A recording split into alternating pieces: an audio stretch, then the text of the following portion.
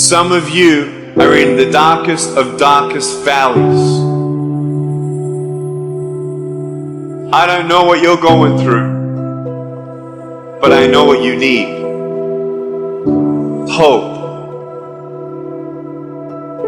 And I want you to know that beautiful things can come from your broken pieces when you give your broken pieces a chance. But I had to ask myself a couple questions. And the first question was really, who am I? Who am I? And it's funny how the friends around you sort of determine who you are. You change yourself. So you have a choice to know which step you're going to take today. When you're growing up in life, it actually sort of matters to people how you look. And then it matters to you because it matters to others. Why? Why does it matter how you look? Because if they don't like you, then who will? If they don't accept you, then who will? And the fear that we have is that we're going to be alone. That we're not good enough, and we have to change ourselves. And so many people put me down and say, Nick, you look too weird, and no one's really a friend, and you can't do this and you can't do that. And I couldn't change anything. It's not like just fixing my hair one day and everything's fine. It's not like, just whatever. I couldn't change my circumstance. I couldn't just one day wake up and say, hey, give me arms and legs, I need arms and legs. It was so hard because people put me down. And I started believing that I was not good enough. I started believing that I was a failure.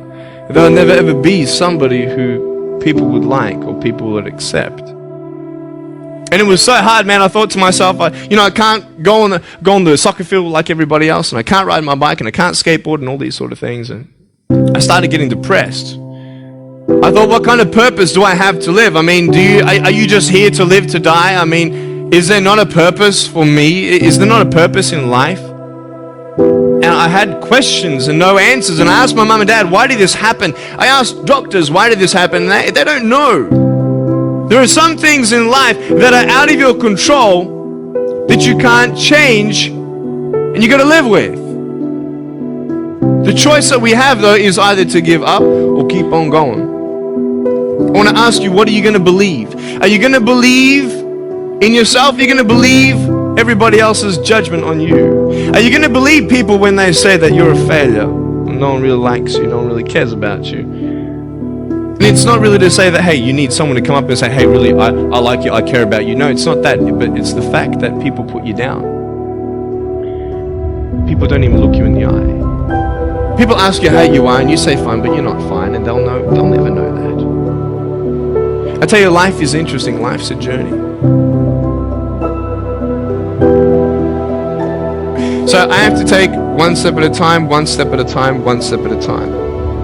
You can only take one step at a time. I don't care how big your step is, it's only one step at a time. You can't do 2 steps in one. You understand? So it's like one step at a time, and you take steps in this direction, you take steps in that direction, you sort of get lost along the way, and sometimes you fall down. But I tell you, there are some times in life where you fall down and you feel like you don't have the strength to get back up. Pretend that everything's okay when it's not, and you go home and lay in your bed when no one's looking at you, when you don't have to impress anybody, and you're yourself. And fear comes in. You know the fear that you have as soon as you walk into the doors of your house. Maybe there's a broken home. Maybe you have doubt in your life. Maybe you don't know for sure what's going to be happening in the future, and it scares you. Maybe you're worried about what people think of you, what people say about you.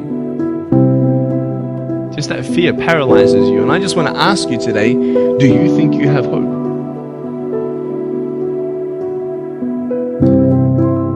You see, I will try 100 times to get up, and if I fail 100 times, if I fail and I give up, do you think that I'm ever going to get up? No.